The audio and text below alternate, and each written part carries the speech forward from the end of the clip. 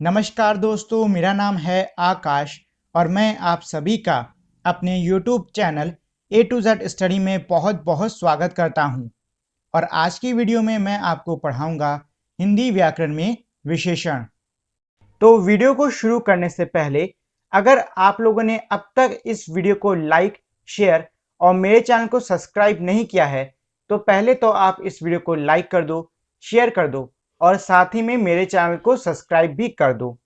और अगर आप लोगों ने अब तक मेरे टेलीग्राम चैनल को भी ज्वाइन नहीं किया है तो प्लीज़ आप लोग जाके उसको भी ज्वाइन कर लीजिए, क्योंकि मेरे यूट्यूब चैनल पर आने वाले जितने भी वीडियो होते हैं उनके जो पीडीएफ हैं वो आपको मेरे टेलीग्राम चैनल पर ही मिलेंगे। तो अगर आप लोगों ने अब तक टेलीग्राम को ज्वाइन नहीं किया है तो जाके आप उसको भी ज्वाइन कर लो। संज्ञा या सर्वनाम की विशेषता बताने वाले शब्दों को हम विशेषण कहते हैं। मतलब ये है कि ऐसे शब्द जो कि संज्ञा या फिर सर्वनाम की विशेषता बताएं। अब देखो, इसमें हमारे 3 नए शब्द आए हैं जो कि है संज्ञा, सर्वनाम और विशेषता। तो संज्ञा मैंने आपको पढ़ाया था कि दुनिया में हमारे जितने भी नाम हैं वो सारे के सारे संज्ञा कहलाएंगे। सर्वनाम में मैंने आपको पढ़ाया था कि जो शब्द संज्ञा की जगह पर इस्तेमाल किए जा सकें वो हमारे सर्वनाम कहलाते हैं। और विशेषता शब्द का मतलब होता है ऐसे शब्द जो कि किसी शब्द के बारे में और जानकारी दें। मतलब ये है कि वो शब्द जो कि संज्ञा या फिर सर्वनाम के बारे में और जानकारी देते हैं और अच्छे से उनके बारे में बताते हैं तो वो हमारे विशेषण कहलाते हैं। और इसमें एक और चीज है, अगर आपको संज्ञा या फिर सर्वनाम इन दोनों को डिटेल में पढ़ना है तो मैंने इसकी पहले ही एक वीडियो बना रखी है, आप उसको जाके देख सकते हो। तो चलो इस चीज को हम लोग उदाहरण की मदद से समझ लेते हैं। तो इसमें पहला उदाहरण मैंने ले लिया है, रवि बहादुर लड़का है। मतलब ये है कि रवि कैसा लड़का है, रवि एक बहादुर लड़का है। तो इस वाक्य में ये जो शब्द है बहादुर, ये विशेषता बता रहा है। किसकी बता रहा है? लड़के की विशेषता बता रहा है। तो ये जो शब्द है बहादुर, ये इस वाक्य में हो जाएगा विशेषण। ऐसे ही कपड़ा काले रंग का है। मतलब ये है कि जो कपड़ा है वो कैसा है, वो काले रंग का है। तो इसमें जो काला रंग है ये क्या है? ये है हमारा विशेषण, क्योंकि ये विशेषता बता रहा है।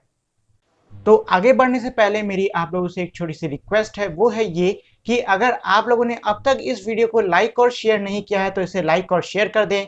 अगर नए हो तो मेरे चैनल को सब्सक्राइब कर दो और साथ ही में बेल आइकन भी दबा दो, जिससे कि आपको मेरे चैनल के सारे अपडेट्स जल्द से जल्द मिल सकें। इसके बाद में है विशेषण के प्रकार। तो देखिए, वैसे तो किताबों में विशेषण के सिर्फ और सिर्फ 4 प्रकार दिए होते हैं, लेकिन विशेषण के हमारे मुख्यतः 8 प्रकार होते हैं। और आज की क्लास में मैं आपको वो 8 के 8 प्रकार पढ़ाने वाला हूं। तो इस वीडियो में अगर आप लोग चाहो तो जो प्रकार आपके किताब में दिए हैं बस उन्हीं प्रकारों को पढ़ो। बाकी जो प्रकार आपकी किताब में नहीं दिए हैं आप उनको स्किप कर सकते हो, या फिर अगर आप चाहो तो 8 के 8 प्रकार इसमें पढ़ लो। मेरे हिसाब से आपको 8 के 8 प्रकार पढ़ लेने चाहिए, क्योंकि ये नॉलेज के लिए, मतलब हमारे ज्ञान और जानकारी के लिए काफी ज्यादा अच्छे हैं।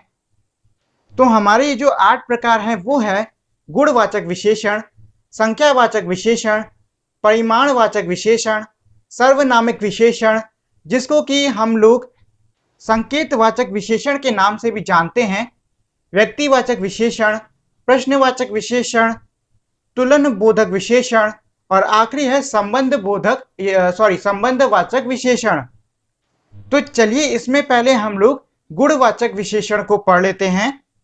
गुणवाचक विशेषण, जो शब्द किसी संज्ञा या सर्वनाम का गुण, दोष, रंग, अवस्था, स्वाद, आकार, स्थान, काल, दिशा, स्पर्श, भाव आदि बताते हैं, वे शब्द गुणवाचक विशेषण कहलाते हैं। इसका मतलब ये है कि ये कह रहे हैं कि वो विशेषण शब्द जो कि किसी संज्ञा के गुण के, दोष के, रंग, वो किस हालत में है, उसका कैसा स्वाद है, उसका आकार कैसा है, उसका क्या स्थान है, उसका समय कैसा है, मतलब वो चीज पुरानी है नई है, उसकी क्या दिशा है, उसको छूने पर कैसा महसूस होता है और उसके क्या भाव हैं, इन सभी चीजों के बारे में बताता है। तो वो हमारा गुणवाचक विशेषण कहलाता है।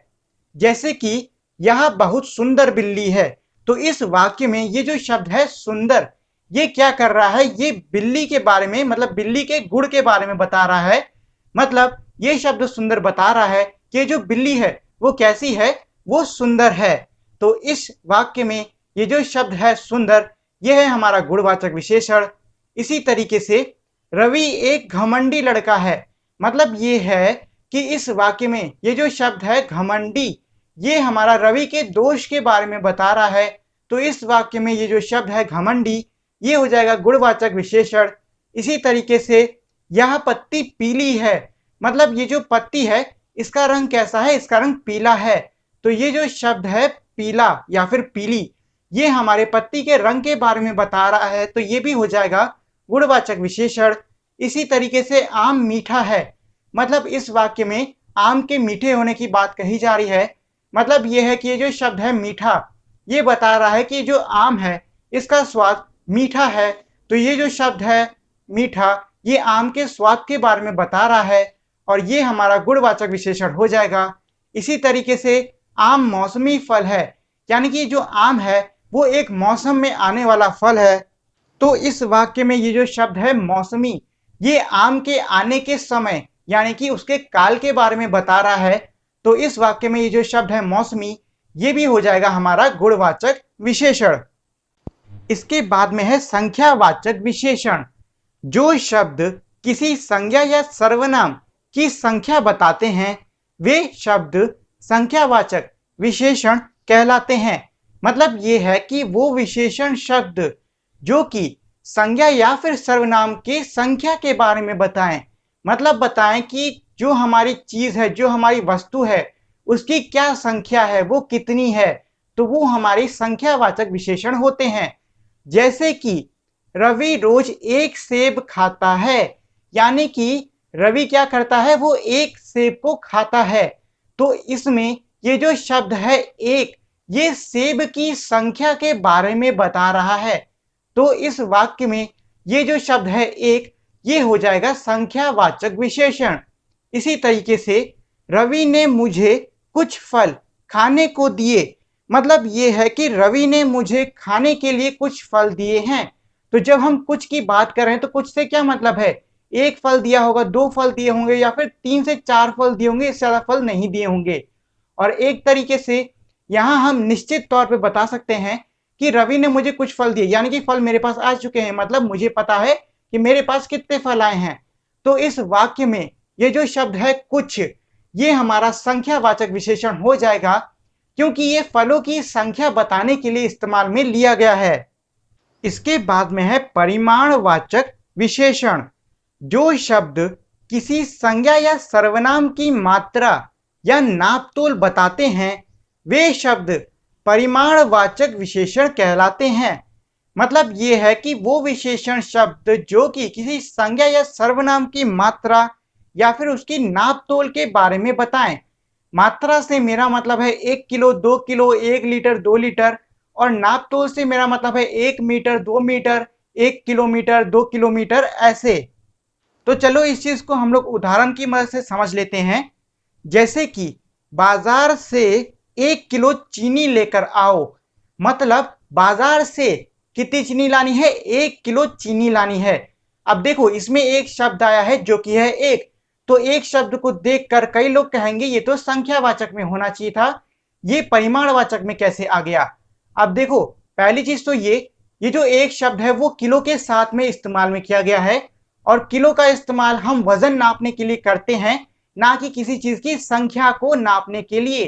तो जब हम वजन को नाप रहे हैं मतलब हम उसकी मात्रा के बारे में पता कर रहे हैं, और मात्रा हमारी क्या है, मात्रा है हमारी परिमाणवाचक। तो इस तरीके से हमारे इस वाक्य में 1 किलो हमारा हो जाएगा परिमाणवाचक विशेषण। ऐसे ही मेरे लिए थोड़े फल लेकर आओ, मतलब मेरे लिए तुम बाजार से या फिर कहीं से थोड़े से फल लेके आओ। तो इस वाक्य में ये जो शब्द है थोड़ा, ये अनिश्चितता दिखा रहा है। मतलब ये है कि ये जो शब्द है थोड़ा, ये बता रहा है कि तुमको मेरे लिए फल लेके आने हैं, कितने फल लेके आने हैं ये चीज पता नहीं है, इसीलिए ये जो हमारा शब्द हो गया थोड़ा, ये हमारा परिमाणवाचक हो जाएगा। अब मान लो मैं अगर थोड़े की जगह पे कुछ लिख देता, ठीक है, तो ये हमारा संख्यावाचक हो जाता, क्योंकि कुछ की हालत में हमें क्या है, हमें पता चल जाता ना कि हम कितने फलों की बात कर रहे हैं, मतलब हमें थोड़ी सी इसमें निश्चितता आ जाती। लेकिन हमने यहाँ पे थोड़े शब्द का इस्तेमाल किया जो कि हमारी अनिश्चितता दिखाता है, और इसी वजह से ये शब्द हमारा परिमाणवाचक में आ गया। इसके बाद में है सर्वनामिक विशेषण, जिसको कि संकेतवाचक विशेषण के नाम से भी जाना जाता है। ऐसे सर्वनाम शब्द जो संज्ञा से पहले लगकर उस संज्ञा शब्द की विशेषता बताते हैं, वे सर्वनामिक शब्द कहलाते हैं। इसका मतलब ये है कि ये कह रहे हैं कि ऐसे सर्वनाम शब्द जो कि संज्ञा से पहले लगाए जाएं और साथ ही में वो विशेषण की तरह ही संज्ञा की विशेषता बताएं, तो ऐसे शब्दों को हम सर्वनामिक विशेषण या फिर संकेतवाचक विशेषण कहते हैं। जैसे कि उदाहरण के लिए, वह लड़का घर पहुंच गया। अब देखो, लड़का क्या है, लड़का हमारा संज्ञा है, उसके आगे कौन सा शब्द लगा है, वो लगा है वह।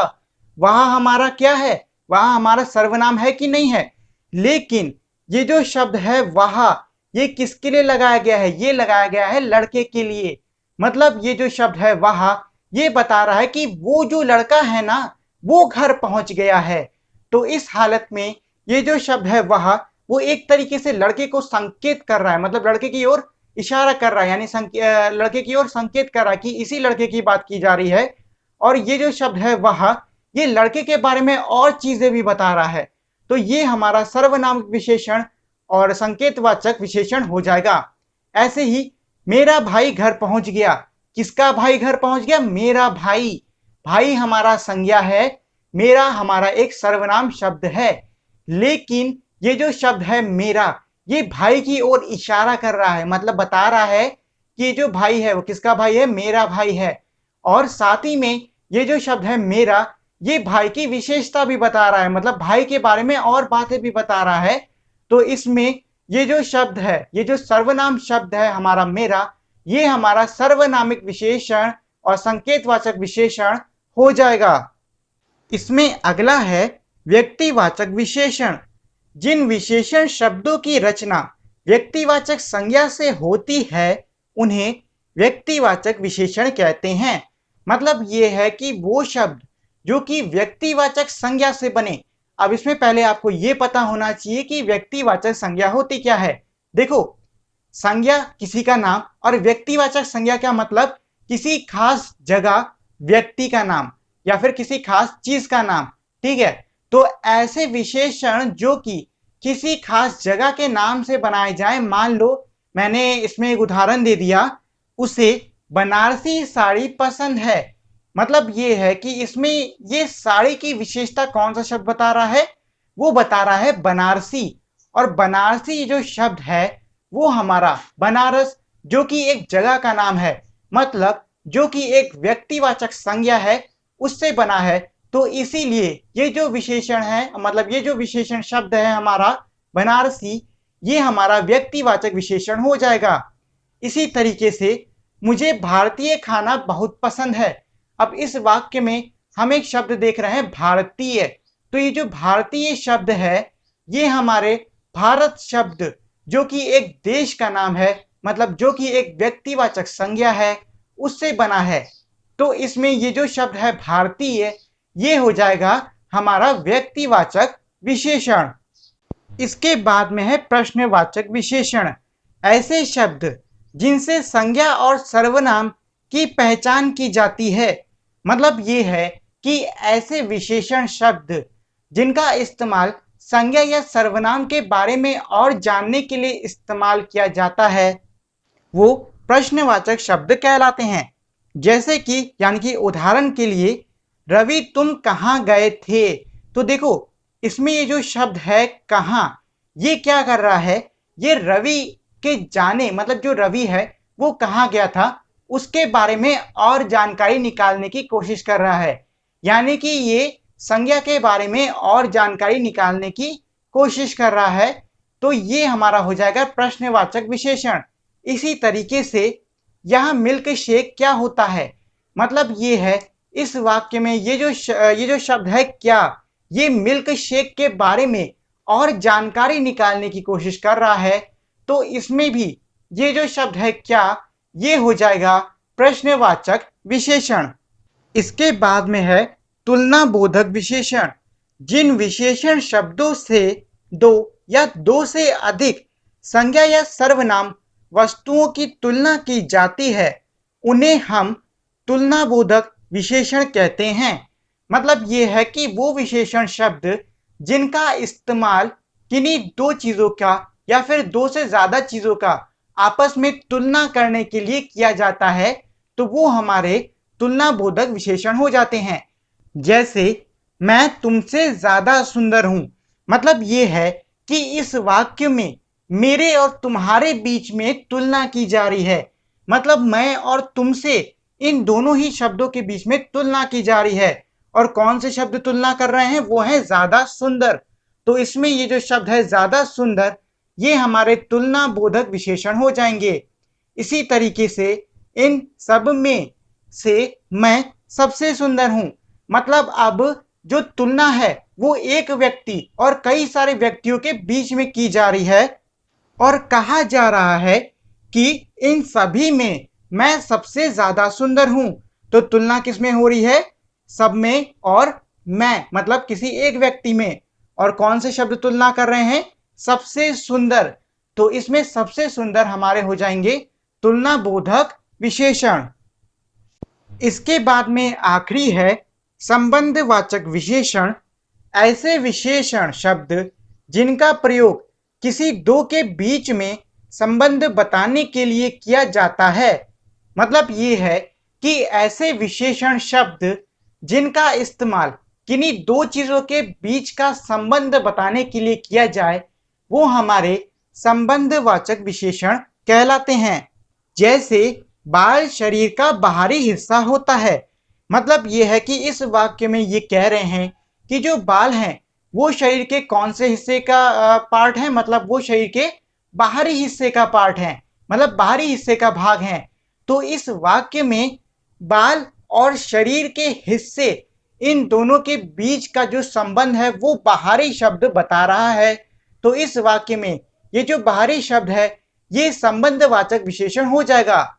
इसी तरीके से अगला वाक्य है घर के अंदरूनी हिस्से में गाड़ी खड़ी है।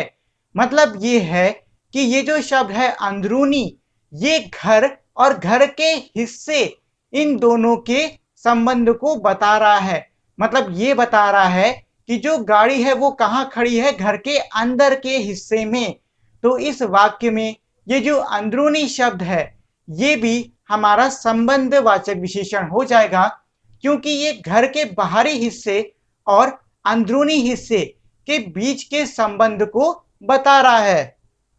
तो इसी के साथ में हमारी आज की क्लास यहीं पे खत्म होती है। और अगर आप लोगों ने अब तक मेरी इस वीडियो को लाइक और शेयर नहीं किया है तो इसे लाइक और शेयर कर दें। और अगर आप मेरे चैनल पे नए हो तो इसे सब्सक्राइब भी कर दें। तो मिलते हैं हम अब अगली वीडियो में, तब तक के लिए नमस्कार।